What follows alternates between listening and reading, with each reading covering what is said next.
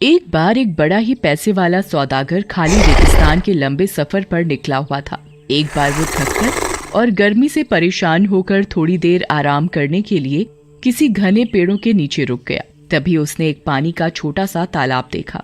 अरे वाह, शुक्र है ये पानी का तालाब मिल गया, नहीं तो प्यास के मारे मैं मर ही जाता। ओह सौदागर उस तालाब से पानी अपनी एक छोटी सी बोतल में भर लेता है। उसने अपने घोड़ों को एक पेड़ से बांध दिया और वही घास पर बैठकर अपने थैले में से हेलो दोस्तों, कैसे उम्मीद करता हूँ एकदम मस्त होंगे आप दोस्तों। ये राजस्थान की भूतिया स्टोरी है और आपको ये स्टोरी देखने में बहुत मज़ा आएगा। दोस्तों, ये भूतिया कानून बनाने में हमको बहुत ज़्यादा मेहनत लगती है, तो गुजारिश है कि आप एक लाइक और सब्सक्राइब जरूर करें। तो दोस्तों चलते हैं, वीडियो स्टार्ट करते हैं। रोटी और आम निकालकर खाने लगा। आम खाकर वह गुठलियों को इधर उधर फेंक रहा था। खाना खाने के बाद वो फिर अपने घोड़ों को लेकर आगे चलने को तैयार ही हुआ था कि उसके सामने एक भयानक भूतनी आ गई। उसके हाथ में एक बड़ी सी चमकती हुई तलवार थी। कहाँ जा रहे हो? रुको, मैं तुम्हें नहीं छोड़ूंगी, मैं तुझे मार डालूंगी। ओह, भूतनी, मेरा कसूर क्या है? मेरा कसूर क्या है? भूतनी की आंखों से गुस्सा बरस रहा था। तुमने मेरे बेटे का खून किया है। मेरा बेटा जब इस झरने के पास से उड़ रहा था तब तुम्हारी फेंकी हुई आम की गुठलियों से वो घायल हो गया। भयभीत सौदागर की आंखें डर से फटी जा रही थीं। उसने गिड़गिड़ाकर भूतनी से माफी मांगी, पर भूतनी किसी भी तरह उसे छोड़ने को तैयार नहीं हुई। अच्छा, कम से कम मुझे 1 साल का समय तो दे दो, ताकि मैं अपने सारे बचे खुचे अधूरे काम काज पूरे कर लूं। मैं वादा करता हूँ, जिस दिन ये 1 साल का समय पूरा होगा उसी दिन मैं ठीक इसी जगह तुमसे मिलूंगा, और फिर अगर इच्छा हो तो आप मुझे मार भी सकती हैं। अच्छा ठीक है, मैं तुझे 1 साल का समय देती हूँ। जा, अपना अधूरा काम पूरा करके आ, लेकिन याद रखियो, मुझसे भागने की कोशिश मत करना। अगर तू अपने वादे पर यहाँ नहीं आया तो तू जहाँ भी होगा मैं तुझे ढूंढ निकालूंगी। इतना कहकर भूतनी गायब हो गई और सौदागर जल्दी से अपने घोड़े पर सवार होकर आगे बढ़ा। सफर पूरा करके जब वो घर पहुंचा तो उसके डरे हुए चेहरे और थके थके शरीर को देखकर उसकी बीवी और बच्चों को हैरानी हुई। सौदागर ने जब उन्हें भूतनी वाली बात बताई तो उन्हें बहुत बुरा लगा। सौदागर जानता था कि भूतनी से बचने का अब कोई रास्ता नहीं है, इसलिए वो अपने काम निपटाने में लग गया। और जिस दिन 1 साल का समय खत्म होने को आया, वो बहुत दुखी मन से अपने बीवी और बच्चों से विदा हुआ। सुनो, अब मैं चलता हूँ, 1 साल का समय पूरा हो चुका है। सभी बहुत दुखी होते हैं। सब उसे रोकना चाह रहे होते हैं पर रोक नहीं पाते। जब वो रेगिस्तान में उस पानी के तालाब के पास पहुंचा, उसी वक्त वहां एक बूढ़ा आदमी पहुंचा, जिसके पीछे पीछे एक कबूतरी चल रही थी। तुम यहाँ क्या कर रहे हो? सौदागर ने उसे सारी बात बताई। वो दोनों बात कर ही रहे थे कि एक और बूढ़ा 2 लोमड़ियों के साथ वहां आया और उसको भी सौदागर ने अपनी कहानी सुनाई। दोनों बूढ़े सौदागर का मन अपनी बातों से बहला ही रहे थे कि अचानक वहां हवा से धुएं का एक भवंडर बना और उसमें से वो भयानक भूतनी निकल कर आई। उसने आते ही सौदागर से कहा, अब मैं आ गई हूँ, अब मैं तुझे नहीं छोड़ूंगी। तू अब मेरे हाथों से नहीं बचेगा। अब 1 साल का समय पूरा हो चुका है। अब मैं तुझे मार दूंगी क्योंकि तूने मेरे बेटे को चोट पहुंचाई है। भूतनी की बात सुनते ही कबूतरी वाला बूढ़ा भूतनी के पास गया। आप इस आदमी को मत मारो, पहले मुझे अपनी एक कहानी सुनाने दीजिए, और अगर आपको पसंद आए तो आप इस आदमी को माफ कर देना।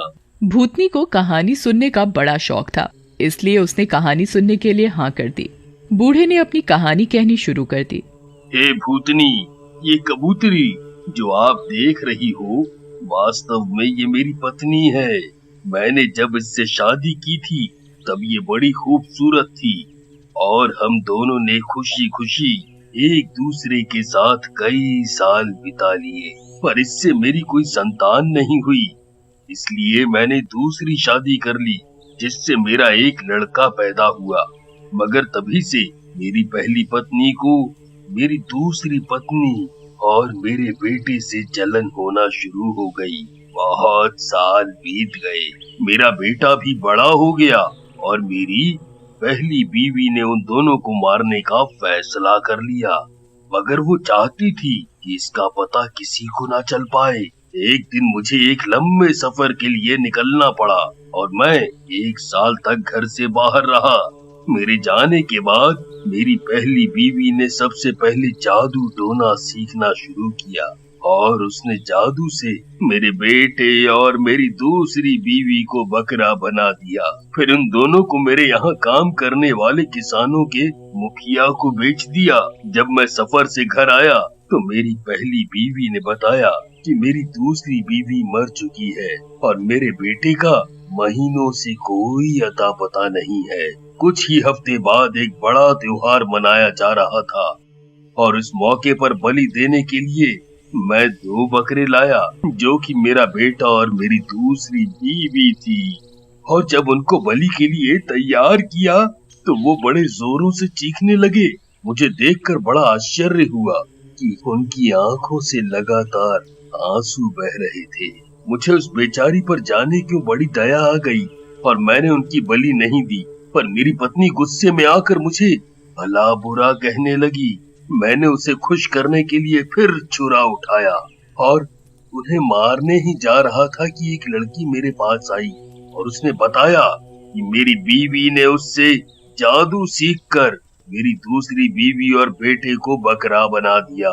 मैंने उस लड़की से बोला कि उनको वापस इंसान बना दे, पर उसने बोला कि वो उन्हें ठीक तो कर देगी पर बदले में मेरे बेटे से शादी करेगी। उस लड़की ने दोनों को इंसान बना दिया और मेरे बेटे से शादी कर ली। कुछ दिनों बाद फिर उस लड़की ने अपने जादू से मेरी पहली बीवी को कबूतरी बना दिया। जब भी मैं सफर पर निकलता हूँ तो ये कबूतरी मेरे साथ साथ आ जाती है। यही है मेरी कहानी। और अगर ये कहानी आपको पसंद आई हो तो क्या मैं इनाम मांग सकता हूँ? भूतनी को उस कबूतरी वाले बूढ़े की कहानी बहुत अच्छी लगी और उसने सौदागर की सजा माफ कर दी। अच्छा ठीक है, मुझे तुम्हारी कहानी बहुत अच्छी लगी। मैं इस सौदागर को आधा माफ कर देती हूँ। इतना सब कुछ होते ही 2 लोमड़ी वाला बूढ़ा आगे आया और भूतनी से बोला, अगर आप सौदागर की आधी सजा और माफ करने का वचन देती हैं तो मैं इससे भी अच्छी कहानी सुनाऊंगा। ठीक है, मैं तुम्हारी शर्त मानती हूँ। सुनाओ अपनी कहानी। अगर मुझे अच्छी लगी तो मैं सौदागर की आधी सजा और माफ कर दूंगी। ये दोनों लोमड़ी वास्तव में मेरे 2 भाई हैं। जब मेरे पिताजी का देहांत हो गया था तो हम तीनों भाइयों के हिस्से में 1,000 मोहरें आईं और हम लोगों ने उससे व्यापार करना शुरू किया। कुछ दिनों के बाद मेरे सबसे बड़े भाई ने व्यापार का अपना हिस्सा बेच दिया और उससे जो पैसा मिला उसे लेकर वो और दौलत कमाने सफर पर निकल पड़ा। मगर 1 साल के बाद ही वो बिल्कुल संपत्तिहीन होकर घर लौटा। मैंने तब तक काफी पैसा कमा लिया था। मैंने उसे फिर दोबारा शुरुआत करने के लिए कुछ पैसे दिए और वो फिर बहुत खुश हो गया। मेरे दूसरे भाई के साथ भी कुछ ऐसी ही हालत हुई। वो भी साल भर सफर पर बाहर रहने के बाद घर लौटा तो बिल्कुल फटे हाल था। मैंने उसकी भी मदद की और वो फिर से खुश हो उठा। थोड़े दिनों बाद उन लोगों ने मुझे सलाह दी कि व्यापार करने के लिए दूर दूर के देशों में चलते हैं। पहले तो मैं मना करता रहा, फिर बाद में मैं भी तैयार हो गया। हम लोगों ने दूर दूर के देशों का सफर किया और खूब पैसा कमाया।